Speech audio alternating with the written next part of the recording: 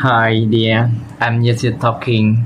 As you know, in currently the increasing of number using social media, and it can affect our children if we don't have any specific way to prevent it. And today, let's talk about the digital parenting.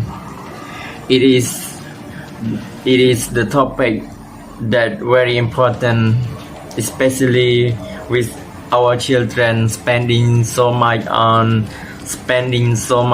on digital device. I'm going to break it down in the few simple points that can guide your children in this digital age. Ask permission. First, make sure your children ask for permission before downloading a new app, joining a website, or playing online game. This way you can check if they are safe. You can look into it first to ensure it appropriate. User device awareness. Know what device your children use. It is tablet, smartphone, or laptop. Also find out if their device have internet, cameras, or GPS. This helps you to set rules about when and where they can use them. Know their password. It is good idea to know your children's password for their device and account. It's like having a backup key.